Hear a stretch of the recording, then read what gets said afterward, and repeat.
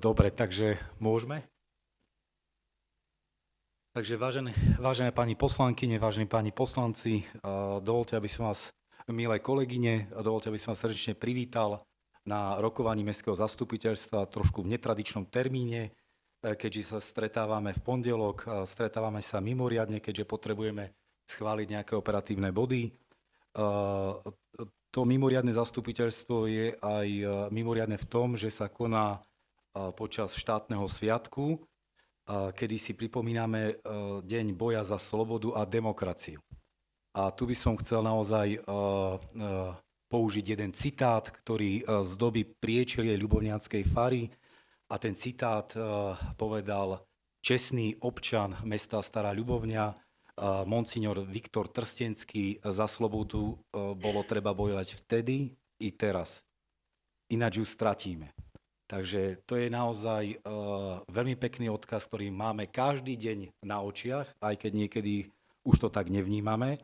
Ale dovolte ešte, aby som pred otvorením rokovania Mestského zastupiteľstva vás poprosil, aby sme povstali a uctíme si tento štátny sviatok slovenskou štátnou hymnou.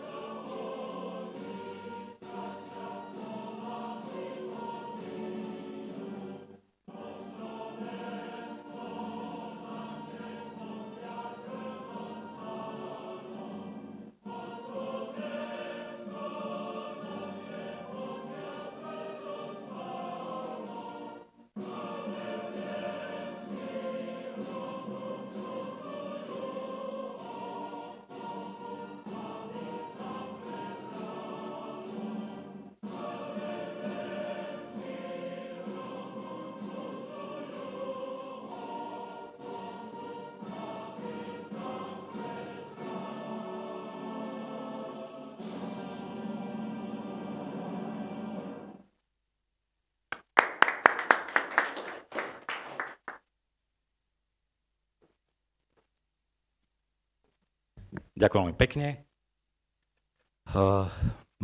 Otváram rokovanie Mestského zastupiteľstva.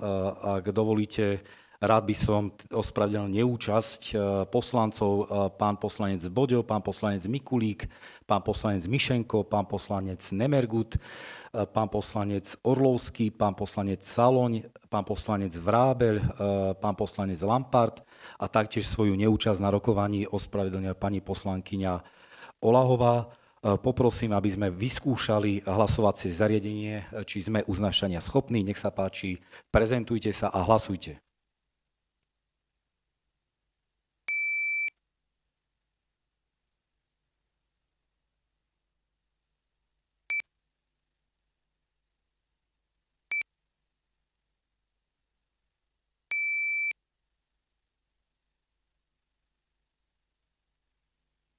Konštatujem, že prítomných 10 poslancov sme uznášania schopní a môžeme teda pokračovať v rokovaní.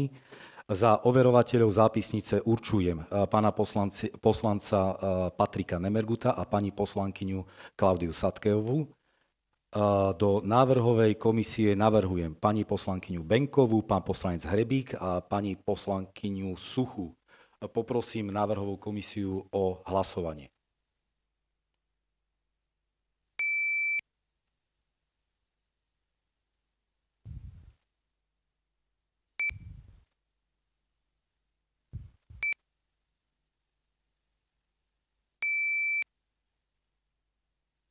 Uznesenie bolo schválené, ďakujem pekne. Bod 1.4, schválenie programu rokovania. Prakticky máme jeden bod, návrh zmeny číslo 3 rozvojového programu mesta. Potom je ešte bod rôzne a bod záver. Chcem sa opýtať, má niekto nejaké doplňujúce návrhy? Ak nie, tak dávam hlasovať o programe ako celku. Nech sa páči, hlasujeme.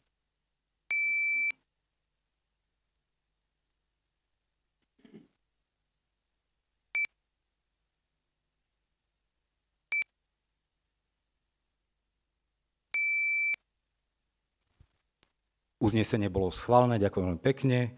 Bod číslo 2, návrh zmeny číslo 3 rozvojového programu mesta, výstavby a údržby miestnych komunikácií na rok 2025. Pani vedúca, nech sa páči.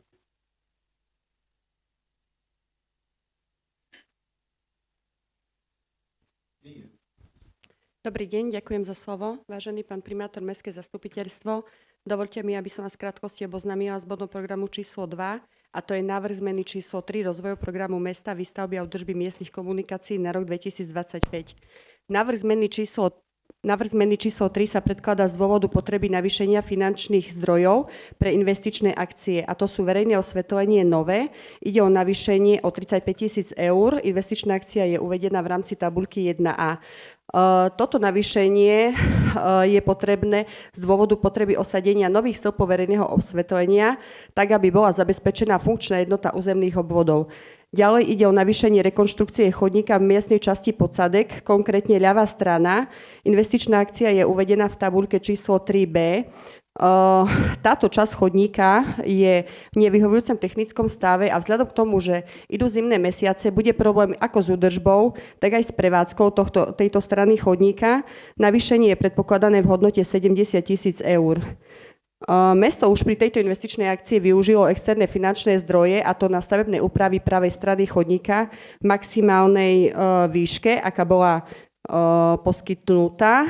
A vlastne tieto investičné akcie by sme chceli začať realizovať ešte tento rok, preto je zvolané toto mimoriadne zastupiteľstvo. Ďakujem. Ďakujem pekne, nech sa páči diskusia. Ak nie, pán predseda, poprosím návrh na uznesenie.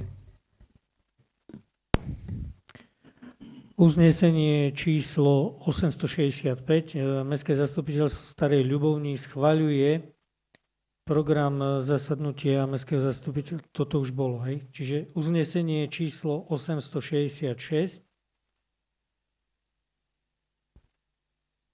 Už bolo hlasovanie. Ja som, ukončil diskusiu a ešte sa chcem opýtať, pred hlasovaním, či je nejaký ešte pozmeňujúci alebo doplňujúci návrh. Pán poslanec Gurega, poprosím zapnúť. Ďakujem pekne. V podstate len v tom, že v tých materiáloch, čo sme dostali, tak bolo len schválené uznesenie, preto by sme dali aj čas B, že odporúča zapracovať zmenu číslo 3 rozvojového programu mesta, výstavby údržby miestnych komunikácií na rok 2025 do programového rozpočtu mesta Stará Ľubovňa a rozpočtovej organizácie a príspevkových organizácií VPS na rok 2025 v zmysle predloženého návrhu. Ďakujem pekne. Je ešte nejaký iný pozmeňujúci návrh?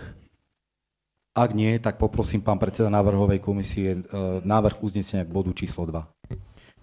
Uznesenie číslo 866. Mestské zastupiteľstvo Starej Ľubovni schvaľuje zmenu číslo 3 rozvojového programu mesta, výstavby a údržby miestnych komunikácie na rok 2025 v zmysle predloženého návrhu. A pod B odporúča zapracovať zmenu číslo 3 rozvojového programu mesta, výstavby a údržby miestnych komunikácií na rok 2025 do programového rozpočtu mesta Stará Ľubovňa, rozpočtových organizácií a príspevkovej organizácie VPS na rok 2025 v zmysle predloženého návrhu. Ďakujem pekne, takže poprosím najprv hlasovanie o pozmeňujúcom návrhu. Nech sa páči hlasovanie.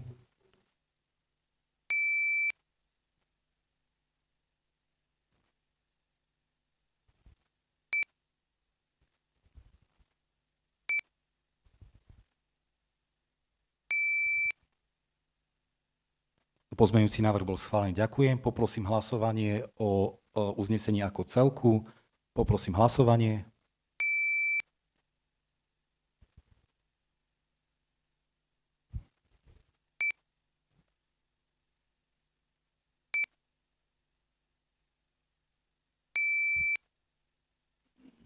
Uznesenie bolo schválené. Pani vedúca, veľmi pekne ďakujem. Ďakujem.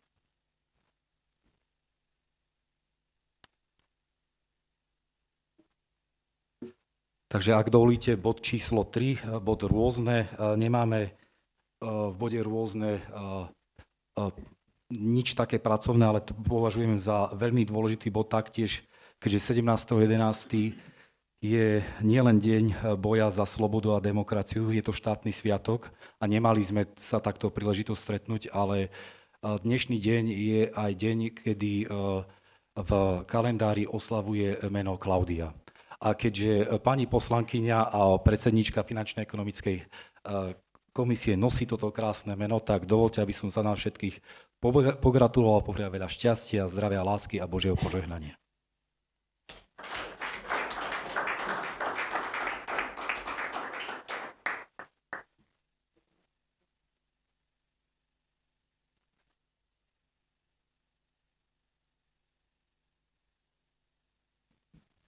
Takže ďakujem pekne. Bod číslo 4, záver. Chcem sa veľmi pekne poďakovať za vašu promptnosť, za účasť. Tak, pardon, pán poslanec Gurega v bode rôznom, nech sa páči. Poprosím zapnúť pána poslanca. Ďakujem. Ja by som chcel, pán primátor, viem, že to nepatrí do kompetencie mesta, ani našej, ale v podstate si členom alebo tej akciovej spoločnosti VVAK, ne? Máte valné zhromaždenie. Ja si myslím, že dnes, v 21. storočí by sa nemalo niečo také stať, že majú poruchu, oni vypnú vodu a prídu robiť ju v pondelok. A celý víkend táto oblasť ľudí bola bez vody. By som ťa poprosil, keď niekde budete mať tie zasadnutie, aby to nejakým spôsobom prehodnotili a naozaj to nemôže tak byť, aby to bolo. Ďakujem pekne. Ďakujem, budeme tlmočiť. Takže veľmi pekne ďakujem za podnet.